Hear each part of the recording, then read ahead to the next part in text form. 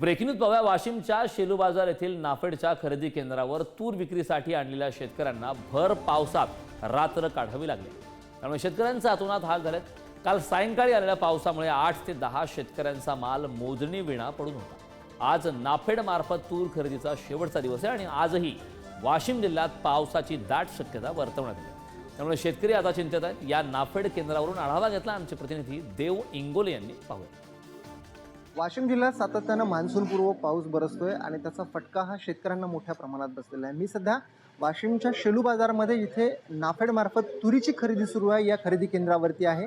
या ठिकाणी देखील जे शेतकरी काल माल विक्रीसाठी ज्यांनी आणला होता त्यांना सुद्धा याचा फटका बसलेला आहे.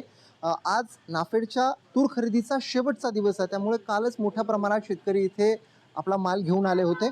मात्र अचानक पाऊस आल्यामुळं काही शेतकऱ्यांचा माल जो आहे तो मोजण्याचा राहून गेला होता आणि त्यामुळं या शेतकऱ्यांना आपली जी रात्र आहे ती भर पावसात याच ठिकाणी काढावी लागली होती.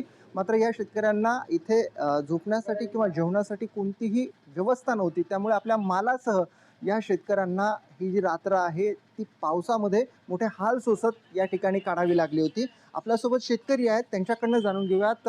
काका, काय सांगाल, तुम्ही काल कधी आले होते इथं? मी काल आलो 10:30 वाजता आलो.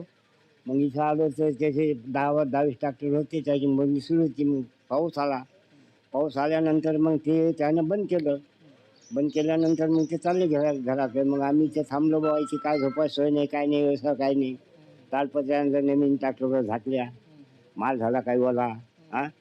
घरून डबे बनवले, ट्रॅक्टर खाली जेवण केले, ट्रॅक्टर खाली झोपलो. मग हो, आता जर पाहिलं तर साधारण किती ट्रॅक्टर इथं अजून मोजायचे बाकी आहेत? 7-8 ट्रॅक्टर आहेत मोजायची बाकी आहेत.